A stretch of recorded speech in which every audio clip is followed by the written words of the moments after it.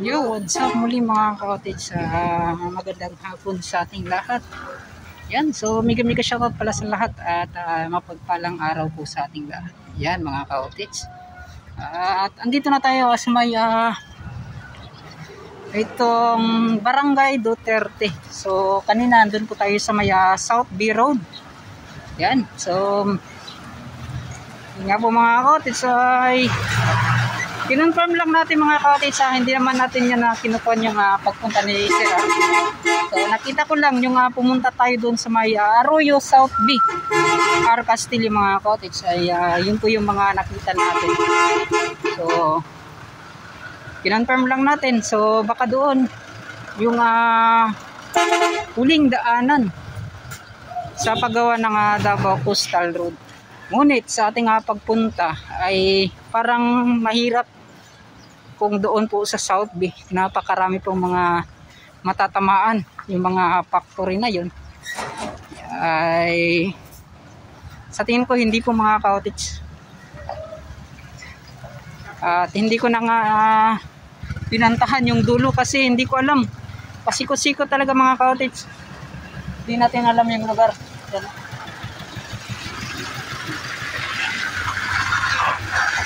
Hindi po yung katulad dito. So malapit lang po yung coastal area. Yun. So yun, parang sa tingin ko nang dahil po yun sa alignment po ng gagawing daanan ay sa Jerome po yung huling dulo ng gagawing Davao Coastal Road. So yan po mga ka-cottage, sa tingin ko isa 100% ako dyan yung Jerome, hindi po doon sa may Arroyo Street at doon po sa may South B Road.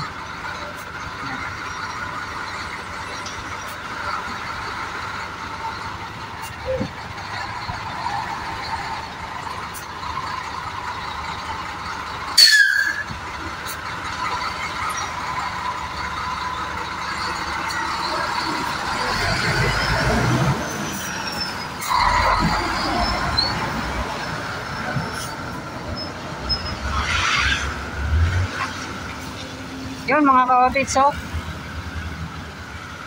saktong-sakto lang talaga na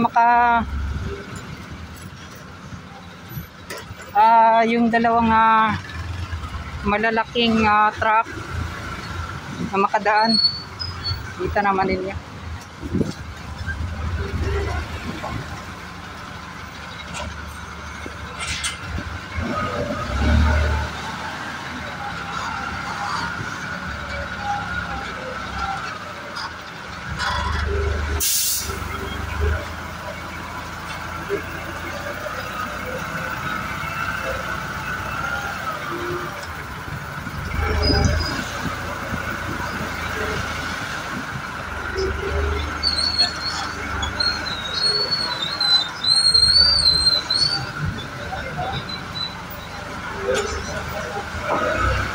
Yan lang.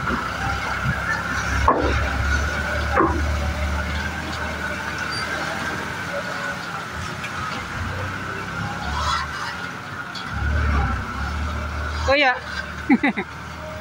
Iputlan pa kay pwede pag-ian. Ang sa bangka. So napay priority ang bangka gyud para sa makagawas sila. So pero doon na gid kayo. O doon na. Ngani na siguro palayo. So pa na lang gid ay. Agian na lang sa bangkang ilang butangan og area nga wala gitampakan. Pwede isumpay pa kay iyan sa bangka. Lagi no. So kato mga ka-cottage, yung pagtambak pala nila parang pwede na talaga magdugtong, ngunit kanila pong nilagyan po ng espasyo para po makadaan yung mga bangka. So dyan sa loob. Yan, salamat tayo kay watchman na nadri pulis na nagatanaw sa mga muagi ay na mga truck galing sa UBI company. Yan. Salamat Yan, sukor. Yan, boss, shout out boss. Yan. So yan mga ka-cottage.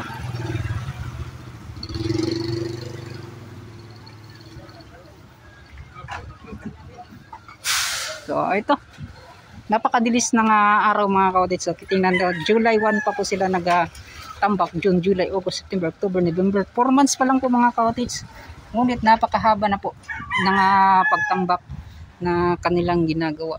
So far sa ngayon mga ka-cottage, sa lahat po ng mga na-update ko, ito ata yung pinakamabilis na pagtambak.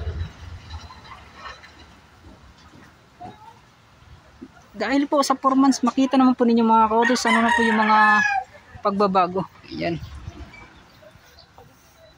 Yan o. At yun. So yun yung dahilan mga ka-cottage. So sabi nila mga ilang metro na lang talaga. Makita natin yan kapag andun na tayo sa may Leon Garcia. Yan. So pupuntahan natin yan mga ka-cottage pagkatapos naman ito. At yun na.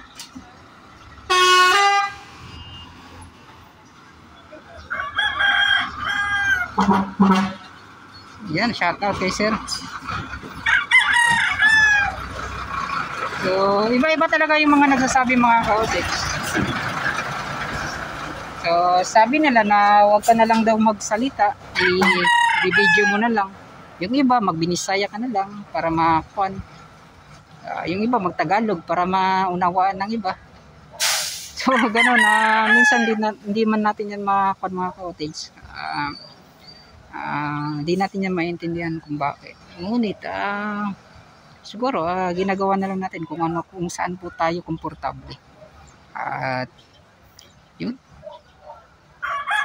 So siguro minimize lang ng konti ng bawat po pag salita natin.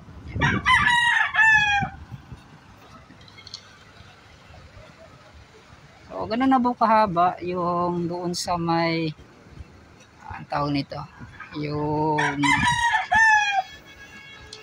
dito sa may Vicente Lau Construction Company. Dito joint ventures ng UBI at saka Uwiing Company. Bakit kaya wala pa yung Uwiing dito, no? Yan, no? Sobrang bilis talaga ng pagkatrabaho po dito sa may Arcastillo. Kasi yun nga po, isa rin sa mga dahil ng mga ka-cottage kasi wala talagang mga yan sa gabal ng kanilang pagpasok. Hindi katulad sa ibang part po mga ka-cottage kasi yun nga po, may mga kabahayan na siyempre yung mga tao na labas-pasok. Yan, di katulad dito mga ka-cottage yan. So maganda talaga yung nakuha nilang access road para po sa pagtuloy-tuloy ng kanilang pagtambak dito sa may Leon, dito sa may Barangay Duterte, Arcastillo City. Yan po, at titingnan natin ano yung mga makuha nating update.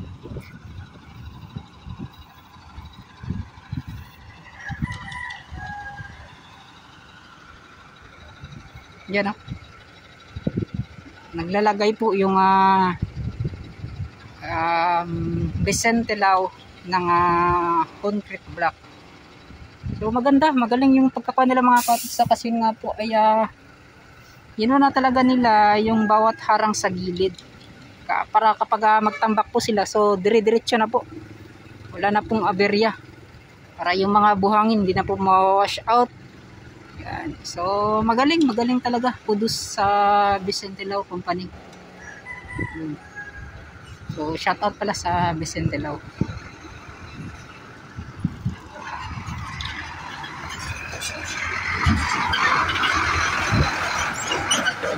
Sa pagkakalam ko dito mga ka-cottage, sa bawat araw daw 50 na truck na may kargang buhangin at bato na pumapasok dito. Napakarami niyan mga ka-cottage everyday po yan. 50 na truck.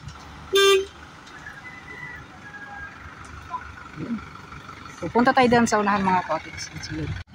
Yan mga ka-cottage napakalayo na kasi kapag pupunta pa tayo kasi yun nga po under ko kung sila ngayon parang yung operation talaga nila ngayon mga ka-cottage ay tuloy-tuloy hindi na lang po tayo pupunta doon kasi yun nga po baka makakadisturbo tayo. So dito lang po ipapasilip lang natin kung ano yung mga nagawa na nila dito sa may Barangay Duterte. Nanghingi naman tayo ng ban mga cottage dito sa Watchman. Watchman mong ka sir, no? Yan po, Watchman si sir yan. Shout out dahil. So, yung dati mga cottage na pumunta tayo dito, yung isang Watchman, yung ating na-interview. Yan, so, siya naman pala yung parang yan, ngayong oras na nagbabantay dito. Yan, so, shout out pala sa lahat po ng mga Watchman na nagbabantay sa ginagawang Davao Coastal Road. So, yung mga cottage, yun na, napakahaba na talaga ng pagtambak doon sa dulo. So, makikita natin yan kapag andun na tayo sa Maya Leon Garcia mamaya. Yan, katapos nito.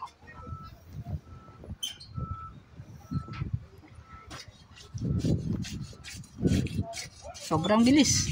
Yun nga po yan, oh. Yung pagre-refrap nila sa first layer. Kitang-kita na talaga.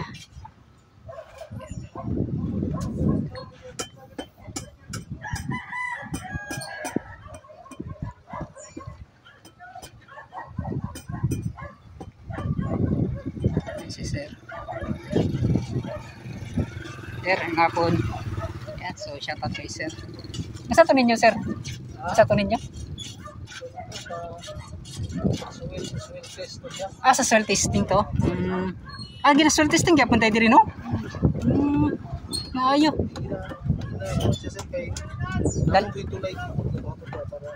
Bitaw pod, no? So dire sa kaning gisoil testingan nila katong minor bridge katong tulay nga gibuhat dira. So mo na ilang gisoil testingan. Taon, no? Sa UBI.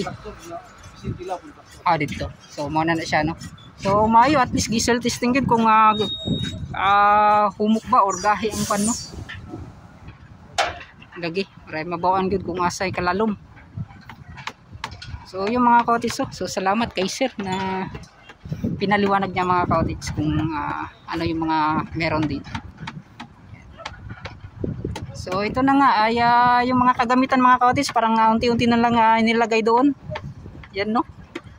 Napakarami na nilang mga nagawa na itong concrete block, itong mga X-pads. Yan. Ay sir, so sa day ni sir. Di ba morning sa morning, no? Ay sa kaning pag check sa ingani, no? Pag bago nila dito kini ang masampol. Bitaw, no. So yun mga cottage, so ito pala. So ito pala yung pagsasampol nila. Para malaman talaga kung yung tibay or kung tama po ba yung mga simento na nahalo po nila. So bago po ilalagay yan mga cottage. So, maganda, no? Okay kayo dahil nais sila sample din mga cottage. So ganito po yung meron sa Maya Vicente lang mga cottage. So kitang-kita nyo naman. Pero yun sana sir, ito pa sa may kwan, sa DP or sa DP? Check mo sa DP. Check mo. So ganun mga cottage sa DP yun. Pero sa asa man ni siya sir, ang buhusan ninyo? Yung parang gawa ng X-pads? Jackstone. So X-pads. X-pads ang tawag, X-pads. So yun mga cottage, para sa X-pads to. So ganun. Maganda. Nanataga ko. Yan. Yan. Sir, salamat sa info sir. So salamat sa Watchman o kaning nagkwandire mga cottage. Naghalo. Yun, no? Diri lang ko kadali gamay sir. Yan, salamat, diri lang.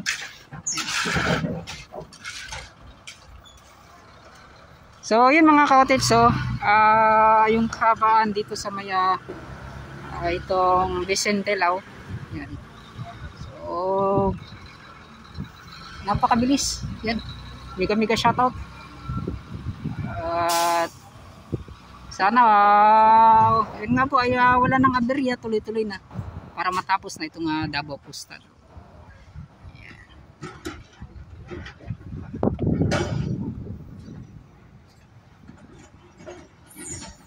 Hindi po ganong karami ito makukuha natin dito mga cottage kasi nga po ilang metro lang din naman. Tapos hindi pa tayo makakapunta talaga doon. Yan. Hindi katulad dati na yan, mas maganda kapag mag-update ka dito mga cottage ay araw po ng linggo. Kasi yun nga po ay walang mga nagtatrabaho. So okay talaga kapag makapunta doon. So yun no. At may pasilip natin dito. Vicente Lawat ng mga UBI. Sir, salamat kay sir. Yan, shoutout kay sir o kay sir isa. Yan.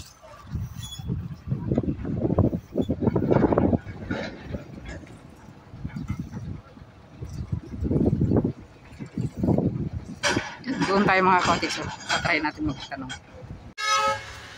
Yo, what's up mga ka-otex? Magandang hapon muli sa ating lahat. Yan o. So, dito tayo muli sa itong kahabaan na po ng UBI company na ando na po mga ka-otex. Kunting-kunti na lang po daw ay magtatagpo na. Yan. So, titingnan natin yan. Makikita natin kapag ando na tayo sa may Leon Garcia. So maya-maya pagkatapos nito ay i-update natin yan. Kasi yun nga po, ay, ito lang yung mga nakuha nating update dito. So yan dito banda ay kanilang nilagyan, tinambakan pa ng mga bato. So posibleng mga materyales, mga kagamitan yung ilalagay dito. Yun, so konti lang kasi mga kodis, maliit lang yung lagayan po ng mga equipments dito sa isang kumpanya na to. So dyan naman mga kodis ay okay. Yan, kasi doon na po nila nilalagay yung mga kagamitan. So, ano pa ba yung mga i-update natin dito? Antay-antay na lang tayo mga ka-otage. At so, sa mga 2 years ngayon, siguro mga 2025, malalaman na natin yan. Itong kanilang ginagawa dito sa may Barangay Duterte, Castillo Segment. Yan, sa 2 taon ngayon matatapos na to. Yan, kasi napakabilis naman yung kanilang pagtambak. Yan may pumasok na naman na isang truck para sa pagtambak doon sa kabilang dulo.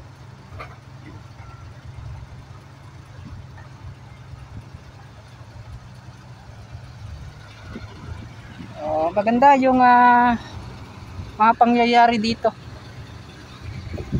yung mga ka-otex. So shoutout kay sir. Shoutout yan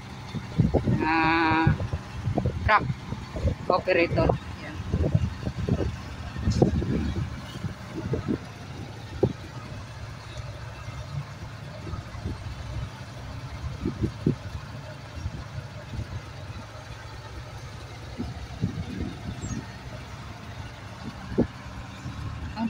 So ito mga ka-otex, kita na po ninyo kung ano na po yung mga pagbabago dito sa Leon, sa may Barangay Duterte.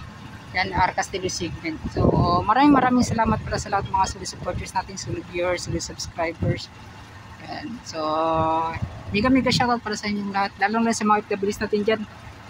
Lagi po kayong mag-ingat. So paalam na at hanggang dito na lang. So sa next vlog natin, pupunta tayo dun sa may kabilang dulo, sa may Leon Garcia. Yan, at bye-bye na.